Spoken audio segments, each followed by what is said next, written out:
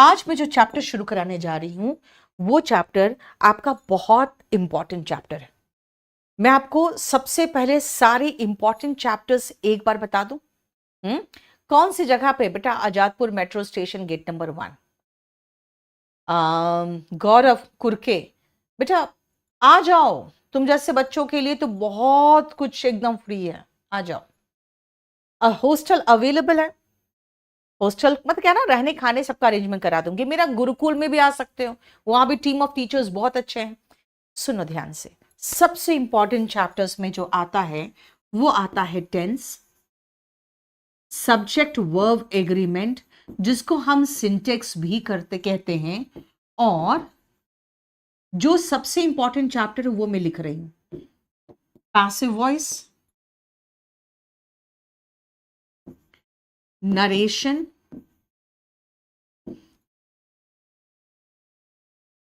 और एक chapter noun. अब दो छोटे छोटे चैप्टर्स है, वो है क्वेश्चन टैग और कंडीशनल सेंटेंस। इतने चैप्टर्स है जो सबसे पहले हो सके तो आप खत्म करके रख लो। अगर वीओडी बैच लिए हो तो सबसे पहले इनको खत्म करके रख लो। सुकृति करी, हमने तो पढ़ लिया, बहुत अच्छी बात है। अब सुनो, ये सारे चैप्टर्स बहुत इंपॉर्टेंट है क्योंकि इनसे ज्यादा क्वेश्चंस पूछे जाते हैं। आप जानते हो, अब अगर कहोगे मैम कैसे भरोसा कर ले आपका कि आप सही बोल रहे हो, ये डिटेक्टिंग एरर का अपडेटेड बुक है। जब आप खोलोगे ना इस डिटेक्टिंग एरर के बुक को, तो मैं आपको बताती हूँ। सबसे पहले मैं आपको बता दूं नाउन चैप्टर। बेटा इसमें जो प्रीवियस ईयर के सारे क्वेश्चन है लेटेस्ट अपडेटेड है, 123 पेज से लेके 137 नंबर पेज तक। अब आप देख रहे हो करीबन 14-15 पेज है। ये नाउन चैप्टर है, नाउन के क्वेश्चन है।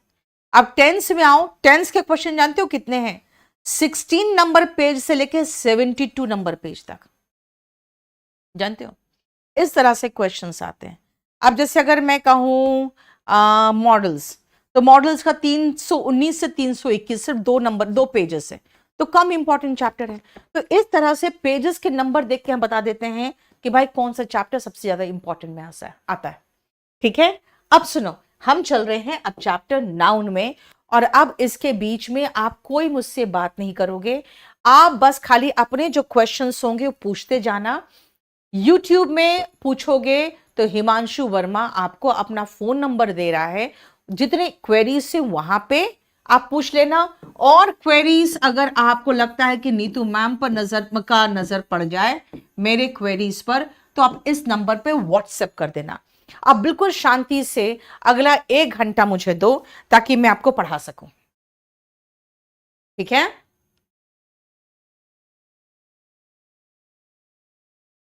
ठीक है, चल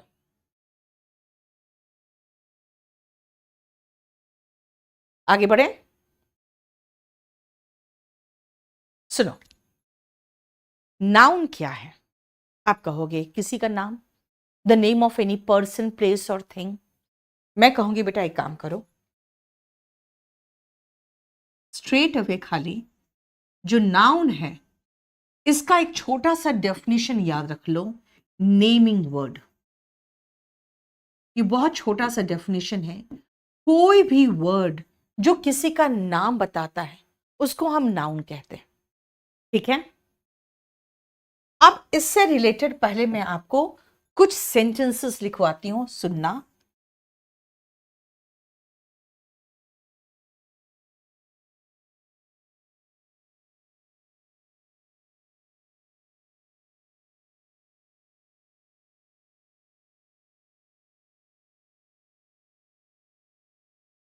ये देखो,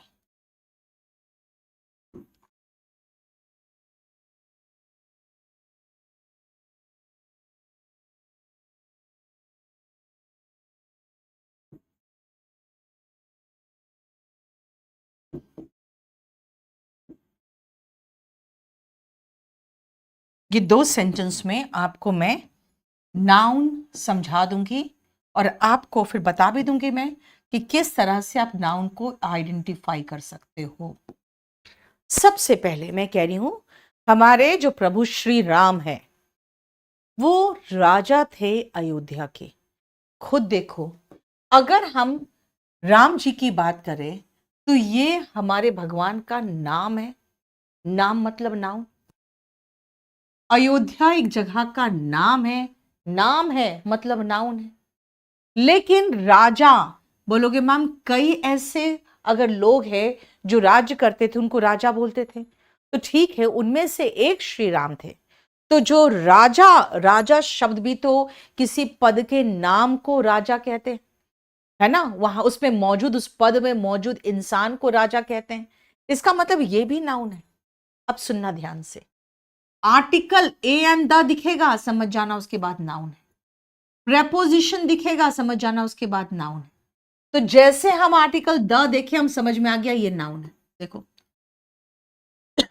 ठीक है। People speak English.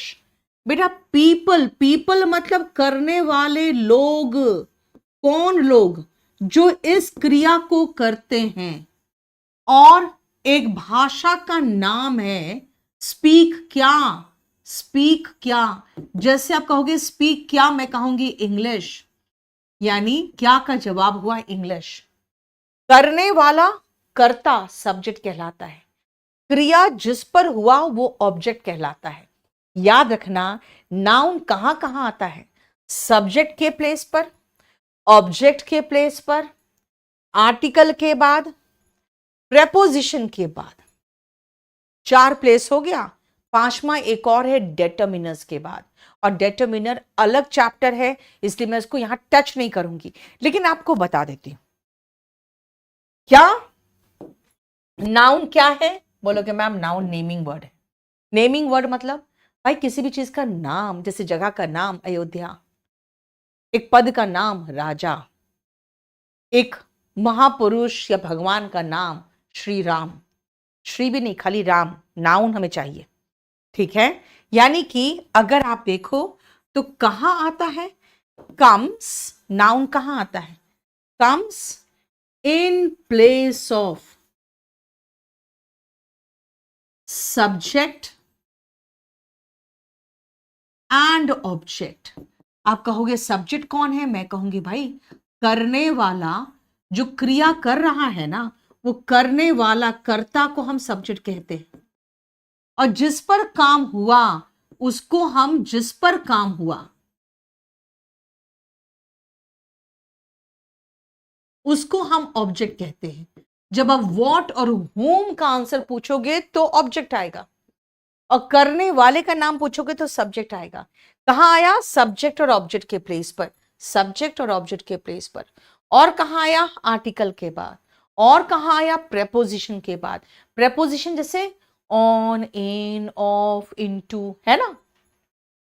उत्तम कुमार, बेटा आप जाके अगर चले जाओगे ना हमारे गुरुकुल में, तो 15,000 में आप रहना, पढ़ना सब कुछ हो जाएगा, खाना, फिजिकल सब कुछ हो जाएगा 15,000 पर मंथ में। अगर मुखर्जी नगर आओगे तो सिर्फ इंस्टीट्यूट का फीस मैं बता रही हूँ आपको 35। ठीक है, क्योंकि उसमें आप 9 मंथ्स तक पढ़ोगे हमारे पास। और फिर आपको जितनी तरह की सुविधाएं हैं, चाहे वो डाउट क्लियरिंग है, टेस्ट सीरीज है, स्टडी मटेरियल है, वो सब कुछ हम प्रोवाइड करते हैं। नेक्स्ट सुनो, अभी बताया आर्टिकल के बाद, आफ्टर आर्टिकल, आर्टिकल के बाद। और कहां आया? प्रेपोजिशन के बाद, आफ्टर प्रेपोजिशन। जानते हो बेटा, जो घर में बैठ के आप पढ़ते हो ना, तभी घर में बैठ के पढ़ो। अगर एकदम अफोर्ड नहीं कर सकते हो दिल्ली आना तो ठीक है, तब आप आराम से घर में बैठ के पढ़ो। अफोर्ड कर सकते हो तो आ जाओ। सिर्फ 9 मंथ्स का सवाल है, 9 महीने में आपको बहुत बढ़िया तैयारी करा देंगे। आर्टिकल के बाद, प्रेपोजिशन के बाद, सब्जेक्ट के प्लेस पे, ऑब्जेक्ट के प्लेस पर। अब एक पॉइंट है जो आप समझ लो, आफ्टर डेटर्मिनर्स। अब ये अभी मत पूछना, क्योंकि अभी मैं नहीं बता पाऊंगी। अभी बताऊंगी तो फिर आप कंफ्यूज होगे, इसीलिए डेटर्मिनर्स चैप्टर अलग है, तो हम चैप्टर में लेके चलेंगे। ठीक है। क्या कहा मैंने? सब्जेक्ट के प्लेस पर, ऑब्जेक्ट के प्लेस पर। प्रेपोजिशन के बाद, आर्टिकल के बाद और डेटर्मिनस के बाद। हो गया। एक और तरीका सिखा दूं आपको नाउन पकड़ने का। ऐसे हर जगह नहीं पकड़ पाओगे, लेकिन मैं कहूंगी ऐसे याद रखना, किसी भी चीज का नाम बोलोगे ना तो नाउन है। मान लो अगर मैं कहूं कि ये क्या है, पेन, पेन नाउन है। अब मुझे नहीं पता ये क्या है, मैं कहूंगी इसको मैं नाम दे दूं XYZ, तुम कहोगे XYZ नाउन है। एक लड़की को नाम दे दिया मैंने X, लड़की को Y और लड़के को Z। अब ये XYZ नाउन है, ठीक है। ये क्या है, अच्छा जिसको हम लोग पढ़ते हैं वो किताब है, किताब इज नाउन, यानी बुक नाउन है। नाउन का मतलब है कोई भी नाम, पहला पॉइंट। दूसरा सुनो, दूसरा पॉइंट ध्यान से सुनना। अगर हम नाउन की बात करें तो TION में जो खत्म हो, SION में अगर खत्म हुआ दिख जाए आपको, NESS में खत्म दिख जाए, TY में खत्म दिखे, ठीक है, MENT में खत्म दिखे, यानी ये इसमें खत्म दिखे, यानी कि बाद में, प्रीफिक्स नहीं सफिक्स। अगर ये सफिक्स हो, ये अगर सफिक्स हो तो इसका मतलब है कि वो शब्द नाउन है। TION में खत्म हो, MENT में, SION में, TY में, NESS में, तो वो नाउन है। यानी कि 10 में 2-3 तो आपको ऐसे ही समझ में आ जाएगा। और ये CDS का बहुत इंपॉर्टेंट पोर्शन है कि आपको पता होना चाहिए कौन सा नाउन है। अब सुनो, नाउन चैप्टर में बेसिकली एटीट्यूड ने कहा एवरीथिंग इज नाउन। बेटा सुनो, जो भी चीज इस दुनिया में मौजूद है सबसे पहले उसका नाम पता चलाते हैं। भाई इसको कहते क्या है, वही तो नाउन है। इसको किस नाम से पुकारे, वही तो नाउन है, राइट। अब सुनो नेक्स्ट पॉइंट ध्यान से। अगर मैं कह रही हूं ये नाउन है, तो एक बात बताओ कि नाउन को हमें पढ़ना कितने भाग में? हमें नाउन को 3 भाग में पढ़ना है। सबसे पहला हमें जेंडर पढ़ना है, दूसरा हमें नंबर पढ़ना है, और तीसरा हमें केस पढ़ना है। पॉजेसिव केस जैसा केस, ठीक है, nominative case, objective case, noun हमें 3 सेक्शन में पढ़ना है। पहला में आ जाते हैं जेंडर में। अब ये जेंडर क्या है, ध्यान से सुनना बेटा। जेंडर का मतलब होता है उसका लिंग। जैसे एक पुरुष को हम मस्कुलिन जेंडर में रखेंगे, मस्कुलिन जेंडर का मतलब हो गया नर। फेमिनिन जेंडर, जो महिलाएं होंगी, मादा होंगी, उनको हम फेमिनिन में रखेंगे, फेमिनिन जेंडर। तीसरा हम कॉमन जेंडर में उनको रखेंगे जो पुरुष है या मादा है, हमें उस नाउन से तो पता ही नहीं चल पा रहा है वो पुरुष है कि मादा है, ठीक है। और चौथा हम न्यूटर जेंडर में उनको रखते हैं जिनका कोई जेंडर ही नहीं होता, न्यूटर जेंडर में। और जब मैं एक सेक्शन खत्म करूंगी तो उससे रिलेटेड आपको क्वेश्चंस भी करा दूंगी, कितने क्वेश्चंस आए और कैसा क्वेश्चन आते हैं या आ सकते हैं, ठीक है ना। क्लियर? कोई बात नहीं अंजलि, बस भी पढ़ते जाओ, टेंशन मत लो, सब कुछ होगा, धीरे धीरे होगा, ठीक है। अब सुनो, मस्कुलिन जेंडर में हम क्या रखते हैं? मस्कुलिन जेंडर में हम सारे नर रखते हैं, जैसे कि मैं रख दूं बॉय। फेमिनिन जेंडर में सारे मादा को रखते हैं, जैसे बॉय का फेमिनिन हो गया गर्ल। कॉमन जेंडर में हम किसी को भी रख सकते हैं, चाहे नर हो या मादा हो, सेम शब्द दोनों के लिए आता है। जैसे कि अगर आप अपने रिलेटिव की बोलते हो कि मेरा रिलेटिव है, अब मुझे समझ में नहीं आ रहा है कि तुम लड़के की बात कर रहे हो कि लड़की की बात कर रहे हो, किसी अंकल की बात कर रहे हो, किसी आंटी की बात कर रहे हो, क्योंकि रिलेटिव दोनों के लिए आता है। और न्यूटर जेंडर का मतलब है कि कोई लिंग ही नहीं है। जैसे अगर आप अपना पेन की बात करोगे तो पेन का कोई लिंग नहीं होता। तो ये देखो, बोलो ये समझ में आया? बोलो।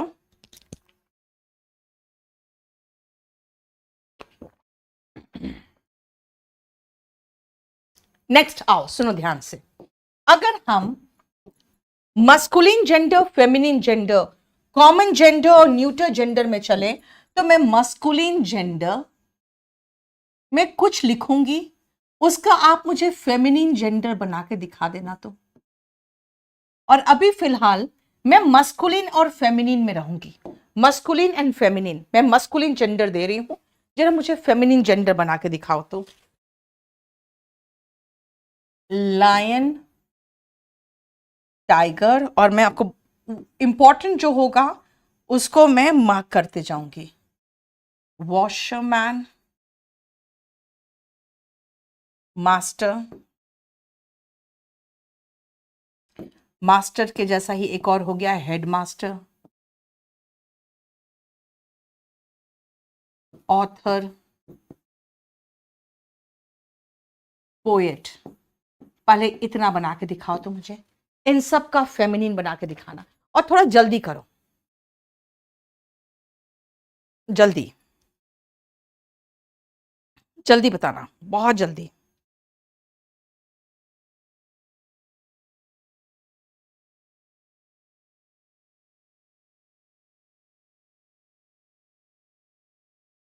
हो गया?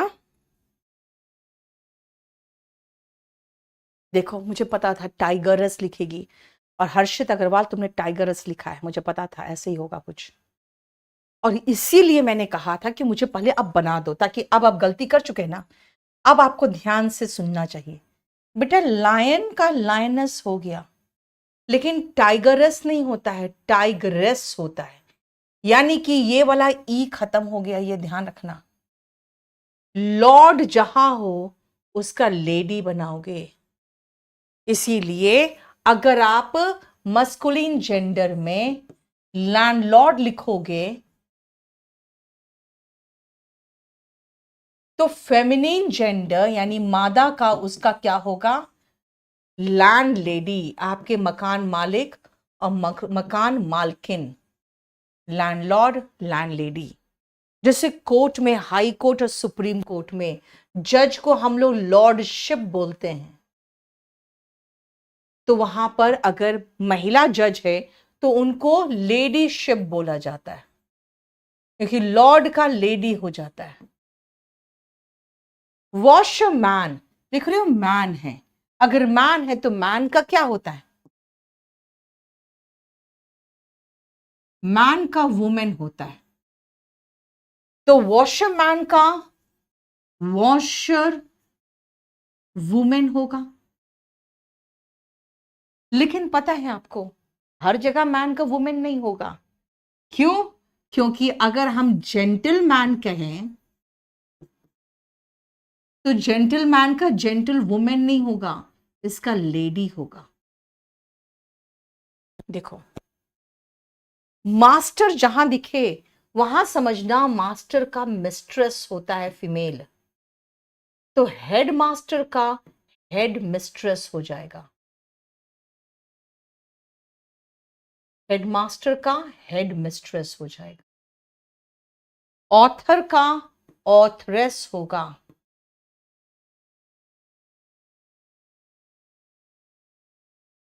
पोएट का पोएटेस होगा, पोएटेस। ये देखो समझ में आ रहा है? यानी आपको सबका फीमेल का आना चाहिए, ये मुश्किल है अगर आपको नहीं आएगा फीमेल बनाना, तो फेमिनिन जेंडर बनाना। चलो और बता दूंगा मैं आपको, मैं और मिल्क मैन। अब यहां देखते हैं मैन का तुम क्या करते हो। मैन सर्वेंट, हम लोग तो खाली सर्वेंट बोलते हैं, मैन सर्वेंट तो बोलते ही नहीं हो। बुल, नहीं बुल नहीं, बुल बाद में। आ, आपका मंगेतर जो होता है वो लिखते हैं पहले, फियांसे। अब बताओ क्या होगा आगे। मिल्क मैन, बेटा मिल्क मैन को मिल्क मेड बोलो, मिल्क मेड। अब बोलोगी ये मेड क्या है, बेटा मेड सर्वेंट नहीं बोलते हो, आप लोग कहते हैं मेड आ गई, बेटा वही तो है, मैन सर्वेंट का मेड सर्वेंट होता है। घर में हर प्राणी से ज्यादा इंपॉर्टेंट ये मेड होती है। नहीं, अगर ये एक दिन नहीं आया तो सब खत्म मामला। एक ई है बेटा यहां पर, फीमेल में मंगेतर महिला है तो डबल ई कर दो, ठीक है। देखो इधर ध्यान से, मस्कुलिन जेंडर, फेमिनिन जेंडर।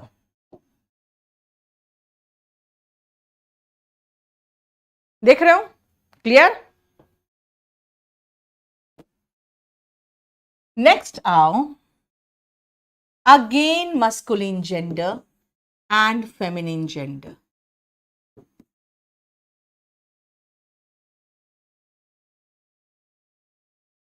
गोड़ लगाता नहीं, हाँ, हमारी तरफ पैर को गोड़ बोलते हैं, गोड़ लगाता नहीं मतलब पैर छूते प्रणाम, पैर छू के प्रणाम, है ना। आजा नेक्स्ट आगे देखें। और अब आते हैं एक वर्ड जिसका मैं मीनिंग बता दूंगी आपको पहले।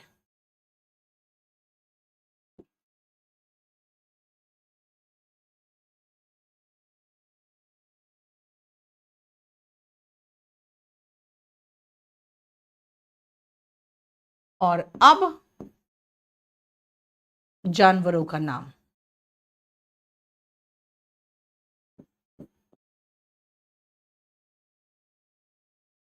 चल बना फटाफट लिखो तो,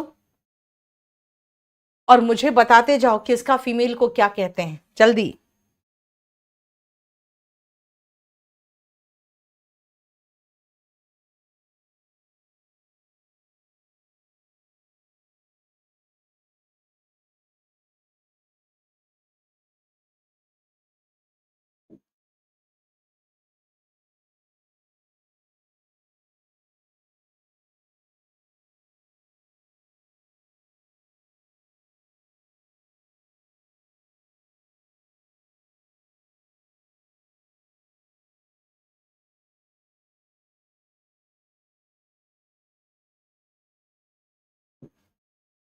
हम्म,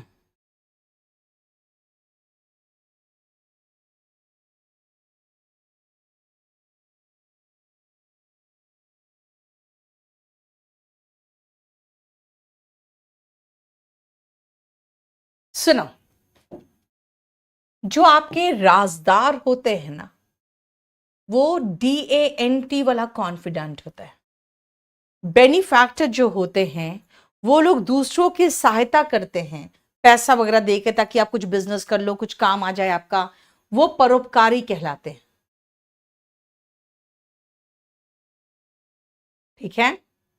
आपको पता है बुल होता है सांड, फॉक्स लोमड़ी, तो इसको तो मैं लोमड़ ही लिखूंगी, है ना। गैंडर हो गया बगुला, ऐसे सफेद पंछी होता है, ठीक है। अब विच मतलब होगी, अच्छा विच नहीं बेटा, हमें तो फीमेल नहीं चाहिए ना, अभी मेल लिख रही हूं मैं, विजर्ड।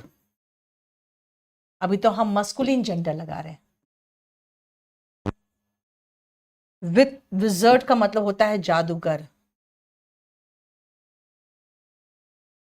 डेब्यूटांट होते हैं जो परफॉर्मर होते हैं, पहली बार परफॉर्म कर रहे होते हैं, पहली बार परफॉर्म करने वाला, चाहे वो कोई आर्टिस्ट हो, चाहे कोई एक्टर हो। एयर का मतलब होता है उत्तराधिकारी,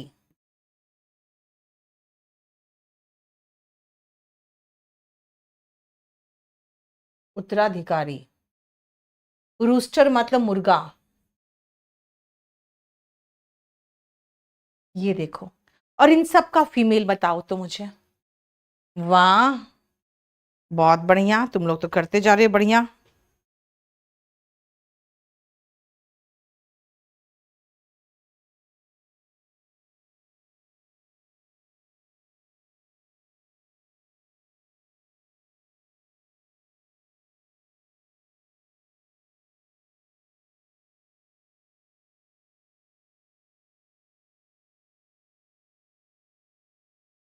हम्म, चलो देखो ध्यान से। राजदार, बेटा याद रखना, 2-3 वर्ड्स। पुरुष का महिला करने में हमें कुछ नहीं लगा, चाहे वो फियांसे, क्या कहा मैंने, कौन, एक सेकेंड, का स्पेलिंग गलत हो, कॉन्फिडेंट, DANT, यहां पे DANTE हो जाएगा बस। जैसे अभी मैंने डेब्यूटेंट का कहा है, यहां पर भी फीमेल में PANTE हो जाएगा। फियांसे, कॉन्फिडेंट एंड डेब्यूटेंट, इन दो तीनों में बस खाली एक ई लग रहा है। देखो एक्टर का आपको पता है ना, एक्ट्रेस होती है, तो बेनिफैक्टर का बेनिफैक्ट्रेस होगा, बेनिफैक्ट्रेस। हॉर्स का मेयर होता है, बुल का काउ, फॉक्स का विक्सेन लोमड़ी, गैंडर का गूज होता है, सफेद सा पंछी होता है, ठीक है। बिली गोट का नैनी गोट होता है। ऐसे देखो ना, गोट, रैबिट और डॉल्फिन को हम लोग मेल फीमेल में नहीं बांटते, लेकिन अगर बांटना जरूरी ही है तो फीमेल जेंडर में आप लगाओगे बिली गोट का नैनी गोट, नैनी गोट, बुल डॉल्फिन का काउ डॉल्फिन,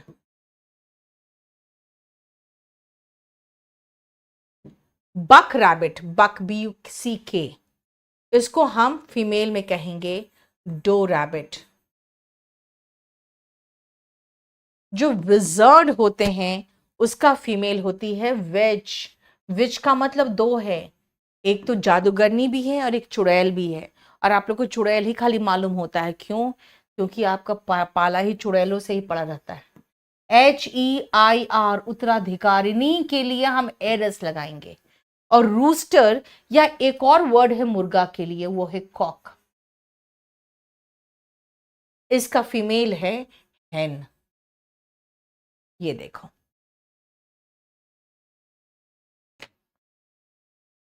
ठीक है। तो ये इतने हैं। अब आप कहोगे मैम इनसे क्वेश्चन कैसे आएगा? तो मैंने आपको कहा है, एक क्लास जब पूरा खत्म हो जाएगा तो मैं पहुंचूंगी क्वेश्चंस पे, ठीक है। नेक्स्ट क्लास में इसका क्वेश्चंस पे पहुंचूंगी। ये मस्कुलिन एंड फेमिनिन जेंडर था। अब आती हूं मैं कॉमन जेंडर में। और आपको अच्छे से पता है कि कॉमन जेंडर का मतलब हो गया कि जिसका कोई जेंडर नहीं है, और अगर मान लो मैंने आपको रिलेटिव कहा तो आपको इस वर्ड से समझ में नहीं आया कि महिला है कि पुरुष है। लॉयर, क्लाइंट, कस्टमर, इनसे पता चल रहा है आपको। आपके भाई बहन को मिलके सिबलिंग कहते हैं। यानी कि ये जेंडर न्यूट्रल शब्द है, ये दोनों जेंडर के लिए लगा सकते हैं। हस्बैंड और वाइफ को मिला के आप स्पाउस कहते हो। ये जेंडर न्यूट्रल शब्द है। देखो और कौन कौन आएंगे, तो चलो आगे लिख लो।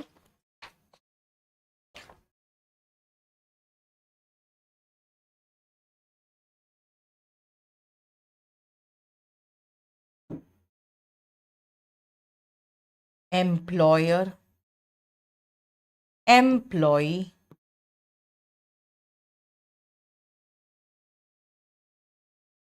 Doctor, nibling and पिबलिंग,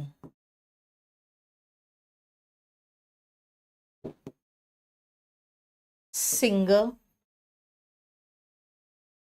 dancer, neighbour, अब एक बात बताओ, इन शब्दों से पता चल रहा है कि मैं किसी महिला की बात कर रही हूं कि किसी पुरुष की बात कर रही हूं? बताओ, आपको पता भी नहीं चल रहा होगा, है ना? टीचर, स्टूडेंट, इन शब्दों से पता ही नहीं चलता है कि महिला है कि पुरुष है। अब मैं आपको एक बहुत इंपॉर्टेंट पॉइंट इसमें बता दूं कि सबसे पहले सबका मीनिंग पता होना चाहिए आपको। मैंने कहा ये सब शब्द क्या है? ये जेंडर न्यूट्रल शब्द है। जेंडर न्यूट्रल वर्ड क्या होता है? जेंडर न्यूट्रल नाउन वो नाउन होते हैं जो हम लड़का के लिए भी इस्तेमाल कर सकते हैं और लड़की के लिए भी इस्तेमाल कर सकते हैं। जैसे अगर सिबलिंग कहा तो आप ब्रदर की बात करो या फिर आप सिस्टर की बात करो, आप दोनों के लिए लगा सकते हो। आप स्पाउस की बात कर रहे हो तो आप हस्बैंड की बात करो या वाइफ की, आप दोनों के लिए लगा सकते हो। आप अगर निबलिंग कह रहे हो तो जानते हो सिबलिंग के चक्कर में दो और वर्ड नए बने, निबलिंग और पिबलिंग। निबलिंग होते हैं कि आपका भतीजा हो या भतीजी, नेफ्यू या नीज।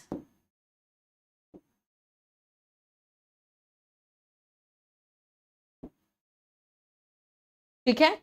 अगर आप पिबलिंग की बात करोगे तो अंकल हो या आंट हो, ये दोनों के लिए इस्तेमाल हो सकता है। नेबर मतलब पड़ोसी। अब इन शब्दों से आपको पता चल पा रहा है? नहीं, नहीं पता चल रहा है। अब आती हूं, मैं आपको बता दूं, यहां पे एक वर्ड से क्वेश्चन आया हुआ है, लेडी डॉक्टर। बेटा लेडी डॉक्टर जैसा कोई शब्द नहीं होता। लेडी मतलब सभ्य महिला। अरे सभ्य है कि नहीं है मुझे नहीं मतलब है, मुझे एक ऐसा डॉक्टर चाहिए जो महिला हो बस। तो महिला doctor is not lady doctor, it is women doctor. क्योंकि अगर आपको पुरुष और महिला बताना है तो आपको मैन डॉक्टर और वुमेन डॉक्टर लगाना चाहिए। ठीक है, ये देखो, ये हमारा कॉमन जेंडर की मैं बात कर रही हूं। अब आते हैं न्यूटर जेंडर, जिसका कोई जेंडर ही नहीं है। अब ये हिंदी मीडियम वाले बच्चे नहीं समझ पाते, क्यों? क्योंकि वो कहते हैं हवा बहता है, पानी बहती है,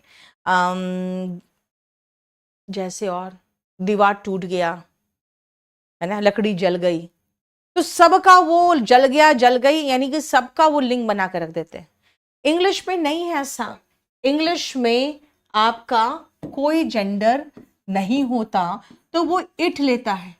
और न्यूटर जेंडर का मतलब होता है कि जिसका कोई जेंडर ही नहीं है, चाहे वो पेन हो, पेंसिल हो,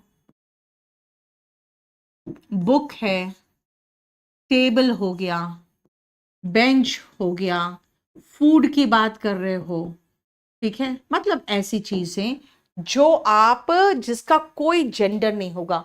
अब इस रूम में क्या क्या है? न्यूटर जेंडर, सोफा है, ठीक है, इसमें यहाँ पे एक क्या रखा हुआ है, एक स्मार्ट बोर्ड है, मैं बोर्ड लगा दूं, एक पेन है, एक पेंसिल है, ठीक है।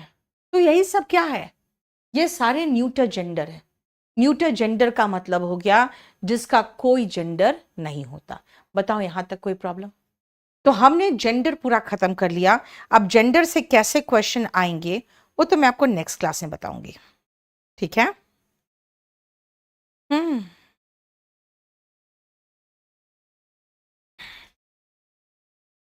आगे बढ़े। यस, मिल जाएगा राहुल आपको। अब सुनो, पूरे जेंडर में अगर आप कहोगे मैम हमको सबसे इंपॉर्टेंट पोर्शन मार्क करके अभी पहले अब दे दो, तो सुनो मैं आपको बता देती हूँ। टाइग्रस का स्पेलिंग आता है, जहां पर भी लॉर्ड दिखता है वहां लेडी लगाते हैं, इससे दो तीन शब्द याद हो जाते हैं।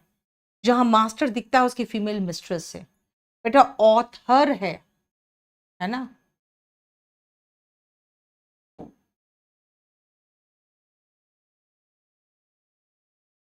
एक मिनट, आर्स का फेमिनिन? बेटा क्या आर्स वार्स पूछ रहे हो? वो सब चीज का फेमिनिन थोड़ी होता है।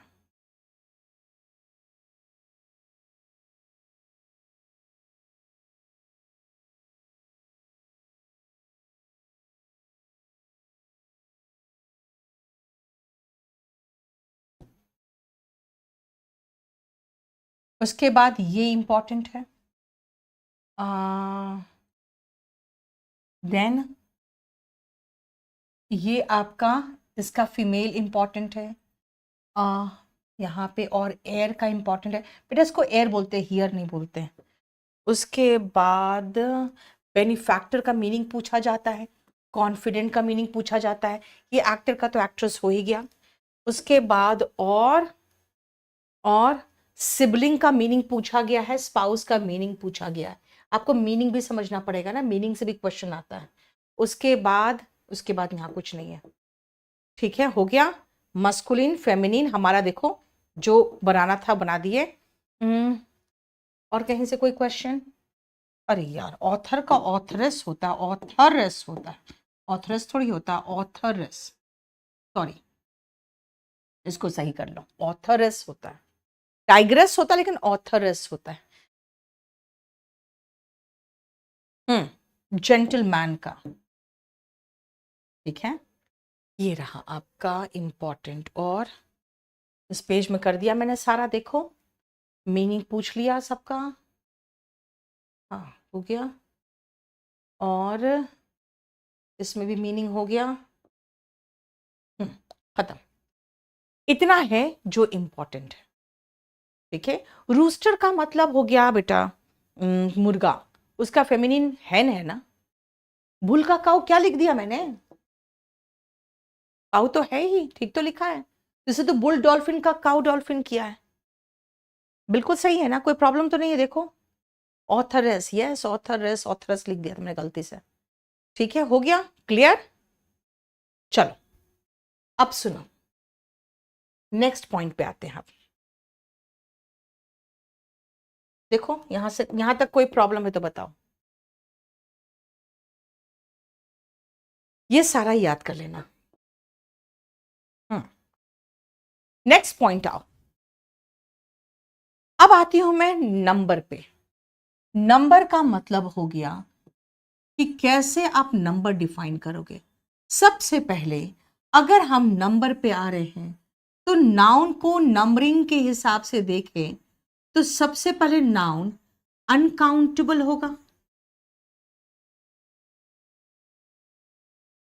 अनकाउंटेबल नाउन, और दूसरा काउंटेबल नाउन, जिसकी हम गिनती कर सकते हैं, वो काउंटेबल नाउन कहलाता है। अगर गिनती कर सकते हैं तो उसको एक वचन और बहुवचन में रखते हैं, सिंगुलर और प्लूरल में रखते हैं, सिंगुलर और प्लूरल में रखते हैं। क्या कहा मैंने? जिनके गिनती हम नहीं कर सकते, है ना, इसका मतलब होता है that can not be counted, जिनकी गिनती हम नहीं कर सकते। काउंटेबल नाउन क्या है? That can be counted.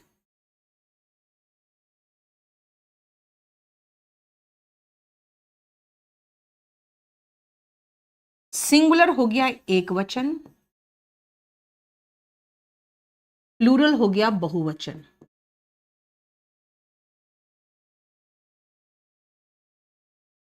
ये देखो, ठीक है, बोलो समझ में आया?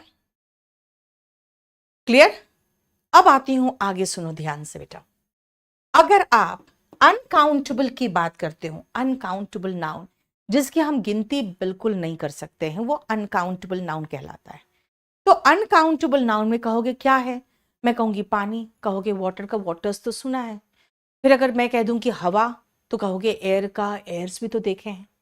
बेटा इंग्लिश थोड़ा कॉम्प्लिकेटेड इसलिए हो जाता है क्योंकि अगर हम कहें इन सूचना, तो कहेंगे कई सूचनाएं प्राप्त हुई, लेकिन इंफॉर्मेशन का इंफॉर्मेशन नहीं होता। यानी जिनका आप हिंदी में प्लूरल नहीं करते हो, इंग्लिश में उसका प्लूरल दिख जा रहा है, और जिसका प्लूरल करते हो उनका प्लूरल नहीं दिखता है। इसीलिए हमको इसके लिस्ट को बहुत बहुत अच्छे तरीके से याद रखना पड़ेगा, बहुत अच्छे तरीके से, ठीक है। क्यों? इसका प्लूरल इसलिए, इसका हमें लिस्ट इसलिए याद रखना पड़ेगा क्योंकि सबसे बड़ा प्रॉब्लम क्या होता है ना, कि अनकाउंटेबल में आप गलत समझते हो कि हमें वही हिंदी के अकॉर्डिंग चलना पड़ेगा। हिंदी के अकॉर्डिंग नहीं चलना पड़ेगा। आ जाओ, अब सुनो, मैं आपको जो लिस्ट लिखाऊंगी उससे, और ये जो जेंडर है इससे रिलेटेड पहले मैं क्वेश्चंस कराऊंगी, फिर मैं आगे बढ़ूंगी। इसलिए सबसे पहले आ जाओ कि अनकाउंटेबल नाउन का लिस्ट मैं लिखवा रही हूं। जो मीनिंग समझ में नहीं आए मुझसे पूछ लेना, और उससे रिलेटेड मैं मीनिंग भी लिखवा दूंगी, और नेक्स्ट क्लास में इसका मैं आपको क्वेश्चन भी दिखा दूंगी। चलो सबसे पहले आओ, लिखो, और सबका मीनिंग लिखवाते चली जाऊंगी मैं, अगर आपको जरूरत है तो। नहीं जरूरत है तो फिर रहने देना।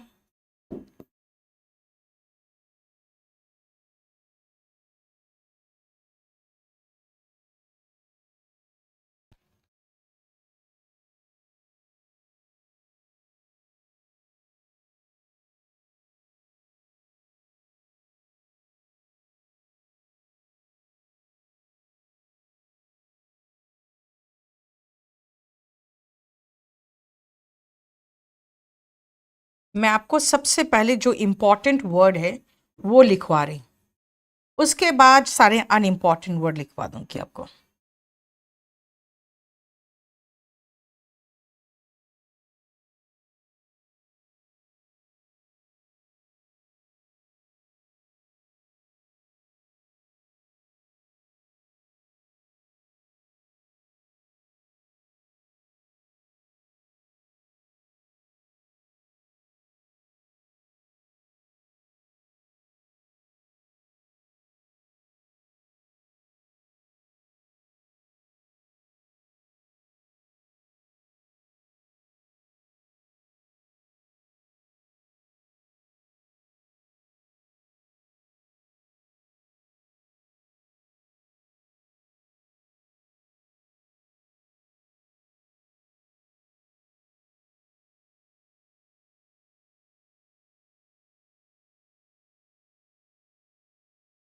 भी और हैं, लेकिन ये सारे अब बहुत इंपॉर्टेंट नहीं है। जो इंपॉर्टेंट है मैं मार्क कर दूं सबसे पहले।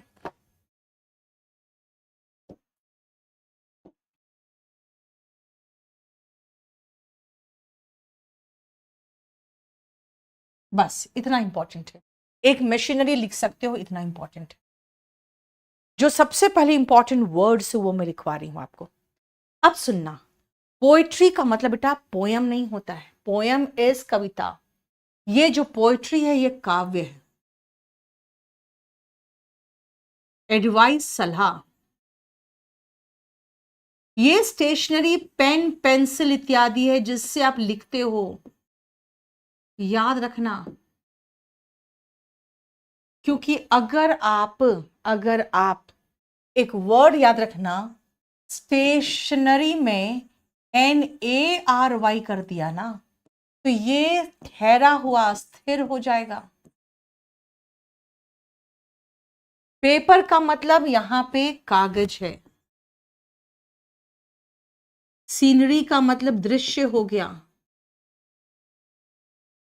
इंफॉर्मेशन आपको पता है सूचना है। सामान लगेज, ब्रेड खाते हो, काम, फर्नीचर, बिहेवियर, मशीनरी होते हैं, पाठपुर्जे जो होते हैं मशीन के, फ्यूल है ना, जानते हो, ईंधन हो गया, कीमत, साक्ष्य, एविडेंस होता है साक्ष्य। फिल्थ का मतलब डर्ट होता है, दोनों का मतलब सेम है, गंदगी। ये देखो, सामान आपका लगेज या बैगेज, बेकरी जो भी बेक किए जाते हैं जैसे पेस्ट्री, केक्स वगैरह, वो बेकरी में आता है।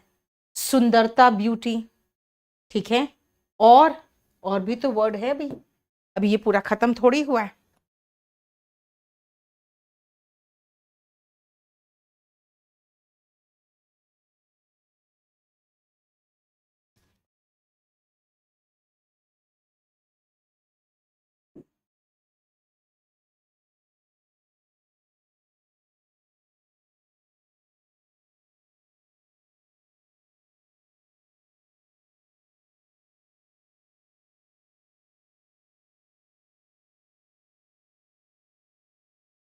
और इस पेज में जो आपका इंपॉर्टेंट वर्ड है वो है वर्ड एंड इक्विपमेंट।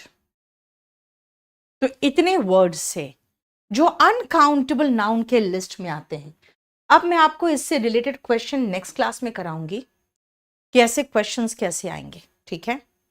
और सुनो, आज जो मैंने आपको कराया है वो जेंडर कराया है, और अब मैं नंबर्स में उतर गई हूं। नंबर्स में अभी मैंने सिर्फ आपको अनकाउंटेबल नाउन करवाया है, उसके अलावा कुछ नहीं करवाया, ठीक है। अब ये सुनो, ये जो बैच है ना बेटा, ये आपका बैच नंबर 74 है, जिसको मैंने नाउन से शुरू किया। बाकी लोग मोस्टली 10 से शुरू होता है, और नाउन चैप्टर ऐसा है जिसको आप जब मेरे साथ पढ़ोगे तो आपको समझ में आ जाएगा क्वेश्चंस कैसे आते हैं। याद रखना, खाली ग्रामर नहीं पढ़ाना है मुझे ये सारा जो कि सारे एग्जाम्स का पोर्शन है, आप देख सकते हो ग्रामर सिर्फ ये 3 में खत्म है। ये 3 में आपके रीडिंग पोर्शन है, लास्ट क्लास में कल मैंने यूट्यूब में बताया था।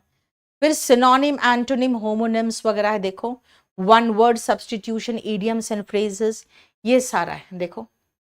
और उसके बाद ये सिलेबस ग्रामर का है, और ये आप देख सकते हो सीजीएल में कितने क्वेश्चंस आते हैं, प्री में, मेंस में। तो ये पूरा कंप्लीट मैं आपको दे दूंगी। आप एक बार पूरा कंप्लीट देख लो कि सारे टॉपिक वाइज कैसे हमने देखा है कि नंबर ऑफ क्वेश्चंस कैसे आए हैं टीयर 1 में, किस तरह से क्वेश्चंस आते हैं, देखो।